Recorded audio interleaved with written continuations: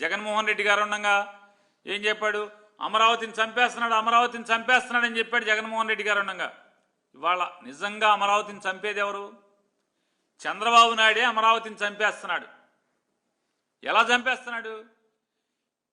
ఇవాళ అమరావతి ప్రజల రైతులు అంటున్నారు, భూములు ఇచ్చిన వాళ్ళు చంద్రబాబే దగాకోరు, జగన్మోహన్ రెడ్డి ఉన్నదేదో కడుపులో విషయాన్ని చెప్పాడు, తన ఆలోచన చెప్పాడు.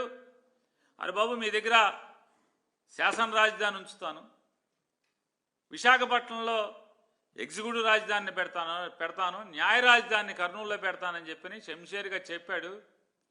ఆ రోజేమో జగన్మోహన్ రెడ్డి మీద మమ్మల్ని రెచ్చగొట్టి మెడలో పచ్చకండవాలేసి మమ్మల్ని రోడ్లెంబడ పడి తిప్పించాడు. ఇవాళ ఏం జరుగుతుందా అంటే, వచ్చిన ప్రతి సాఫ్ట్వేర్ కంపెనీని వైజాగ్ తీసుకెళ్ళి పెడుతున్నాడు. ఇక్కడంట అసెంబ్లీ ఉంటుందంట,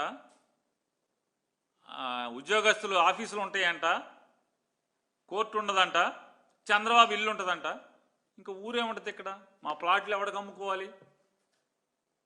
ఇక్కడికి పరిశ్రమలు రాకుండా, లేదా ఒక్కొక్క కంపెనీలో 1000 మందో 1500 మందో 2000 మందో పనిచేసేటువంటి సాఫ్ట్వేర్ కంపెనీలు లాంటి పరిశ్రమలు కానీ, అంటే ఉద్యోగ అవకాశాలు, ఉద్యోగ కల్పించేటువంటి అవకాశాలు ఉన్నటువంటి పెద్ద పెద్ద సంస్థలు ఇక్కడికి రాకుండా అవన్నీ కూడా వైజాగ్ వెళ్ళిపోయి ఇక్కడ మా దగ్గరికి ఇట్లా మా భూములు ఎందుకు ఇచ్చామా అని వాళ్ళు ఏడ్చే పరిస్థితికి వచ్చాం మేము. నిజంగా మాకు వెన్నుపోటు పొడిచినోడు, మమ్మల్ని నాశనం చేసేవాడు అంటే చంద్రబాబు కొడుకు కలిసి అమరావతిని చంపుతున్నారు తప్పితే జగన్మోహన్ రెడ్డి అమరావతిని చంపలేదు. జగన్మోహన్ రెడ్డి ఆయన ఈస్టర్న్ బైపాస్ పేరు మీద విజయవాడ నుంచి రాజధాని మీదుగా ఒక బైపాస్ రోడ్ నిర్మాణం చేశాడు.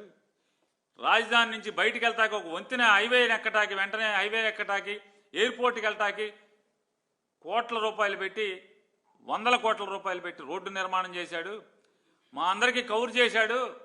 ఆ హైవే నుంచి ప్రతి గ్రామానికి 4 లేన్ రోడ్డు మీకు ఊరికి కలుపుతాను, మీ పొలం కావాలా లేకపోతే మీరు లేఅవుట్లు చేసుకుంటారా, శుభ్రంగా రెసిడెన్షియల్ లొకాలిటీలు పెట్టుకోండి, లేదా మీరు దీన్ని ఎవరికి అమ్ముతారో మీరు అమ్ముకోండి అని చెప్పి మాకు అవకాశం ఇచ్చాడు. మా నెత్తిమేసే నుండి చంద్రబాబుని నమ్ముకున్నాం.